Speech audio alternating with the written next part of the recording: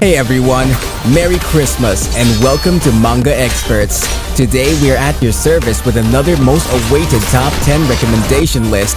If you like our work, please make sure to give us a thumbs up and subscribe to our channel for regular updates. Without any further ado, let's get started. Number 10. I'll be taking a break for personal reasons.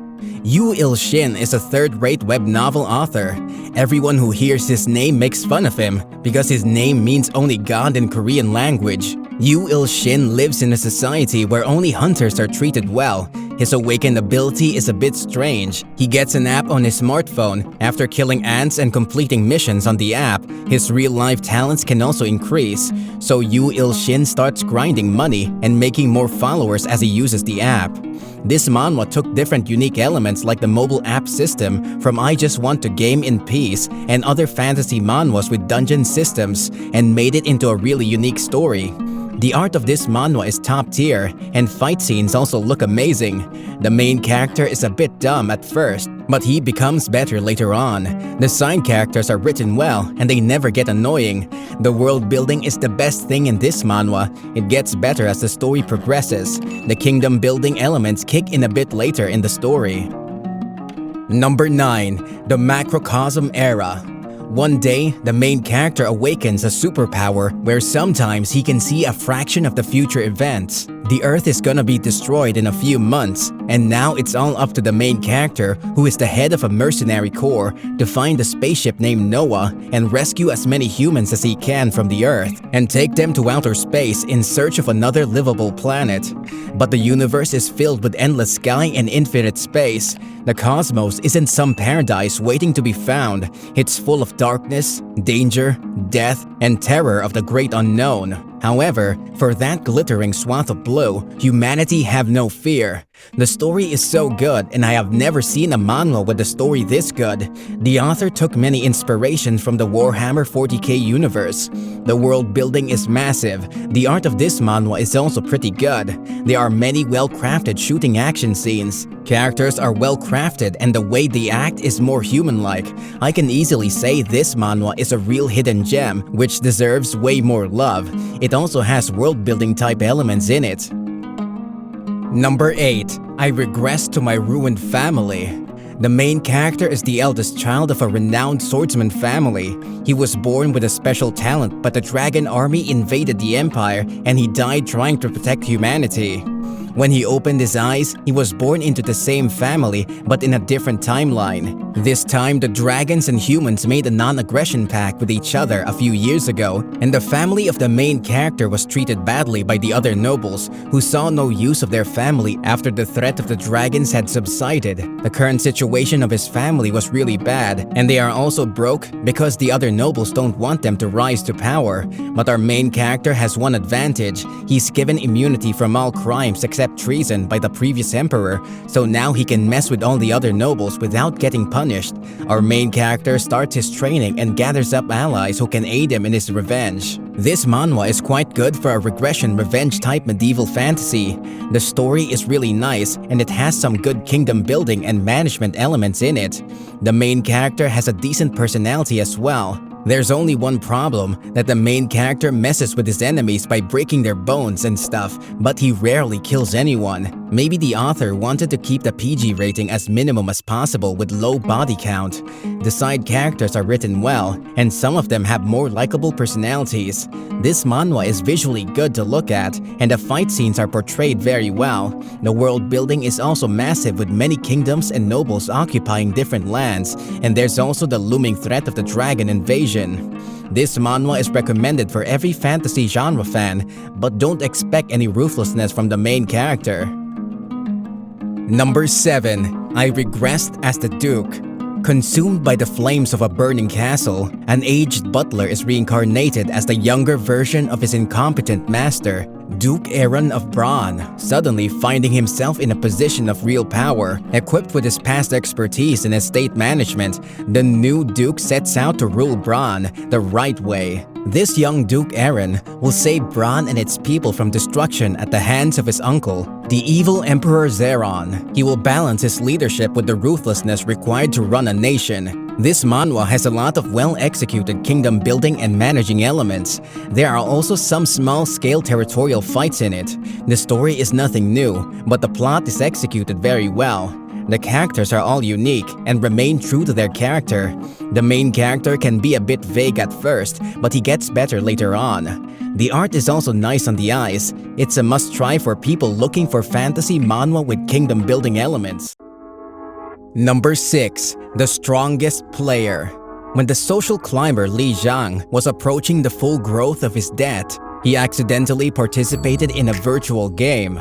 After that, not only did he pay off the debt, but also seized the chance to counterattack. Lin has to engage in wars with different property owners. The winner takes the property of the loser, as well as their other assets. But there seems to be a bigger conspiracy going behind the scenes. This manhwa has a lot of unique kingdom conquering and managing elements in it. The art is also nice on the eyes. The story is unique in a way. Some side characters are a little bit vague and the main character is your regular good guy, but he always rises up to the challenge when there is a need.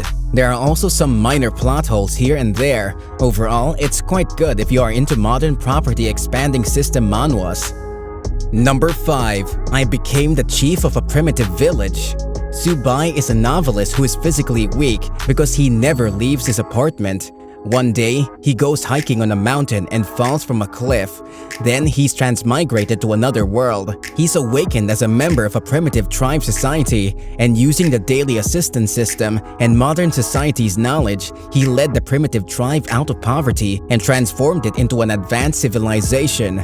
Main character will build his own advanced territory in this world. This is a system manhwa with a lot of good kingdom building elements. The overall concept of this manhwa is unique. All male characters are written well, but the female characters are generic trash and over-sexualized as usual. The main character uses his brain to lead his tribe, so that's a plus. World building is also on point, with many different clans struggling for power. Art is above average. The only major flaw for now is the translation, but it's still readable. Number 4. I became the Mad Emperor. The Great Human Demon War is a long but slowly serialized novel.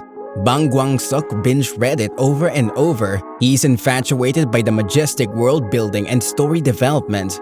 One day, a mysterious message was sent to him. The message said that this story ends here.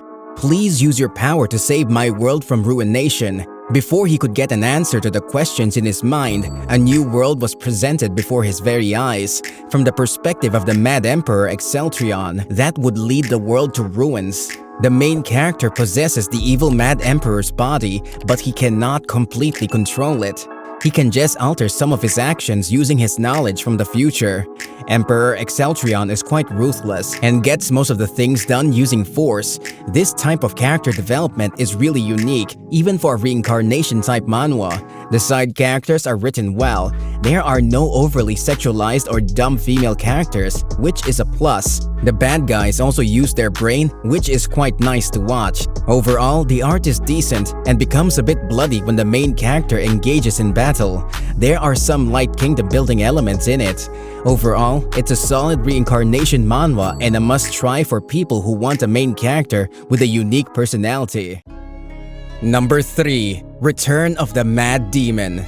The Mad Demon, Jaha Li, dreams of becoming the god of martial arts. Unfortunately, his dreams are dashed after he falls off a cliff while running from the demonic cult for stealing the Jade of Heaven.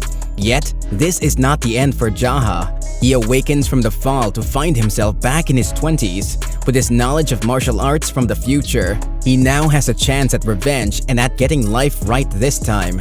This is an absolute beast of a Mura manhwa. The main character is overpowered from the start, and he is also very ruthless. The best thing about him is that he's not a simp and acts randomly at some times based on his instincts.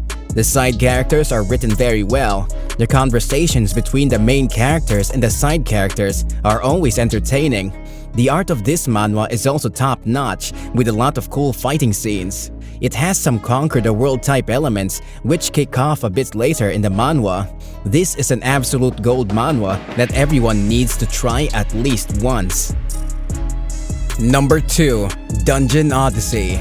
In the depths of the underground world live the descendants of mankind who were born and raised by feeding on the teats of beasts. These individuals with special abilities and enhanced physical abilities were known as dungeon babies. Amongst them, Kim Jin-woo was born in the labyrinth on the lowest floor. He never tried to become strong, he just wanted to survive. This is the story of a lowly tunnel digger who ascends the throne to become the king of a labyrinth. This is a good mix of dungeon and kingdom building manhwas. It's like a treat for kingdom building genre fans. The main character is a total badass and uses his brain a lot. The side characters are also written well. Even the villains have some level of depth to them. The world building of this manhwa is marvelous with many unique themes. The art is a bit different, which can put some readers off. The system of the dungeon can be a bit confusing for some readers who have not played any kingdom building type games, but once you get the hang of it, you are gonna love it. I highly recommend giving this awesome gem a try. Number 1. I became the tyrant of a defense game. Protect the Empire was considered unbeatable for over a decade until streamer extraordinaire Mr. GamerGeek comes along and beats the game on its hardest mode. But when he's about to rest on his laurels, he's sucked into the world of the game by some mysterious figure and thrust into Prince Ash's body. Ash now realizes that every click and command he had mindlessly sent out had real gruesome costs, including his teammates' lives that he sacrificed for the sake of victory. To make up for his previous actions, Ash promises to keep his whole team alive this time while using his wits and knowledge to survive the hellish onslaught of monsters. But who brought him to this world in the first place remains a mystery. Ash may soon find the answers to these questions if he can survive the bloody battlefield first. This manhwa is a real gem for strategy genre lovers. The world building is really smooth, and the execution of the plot is on point. The art is also gorgeous and it shines the most during battles. This manhwa has some large-scale battles, so that's also a plus. Main character is good at using his brain. Side characters are also written well, and they feel like a part of this world. Overall, it's a must-try for all kingdom-building genre fans.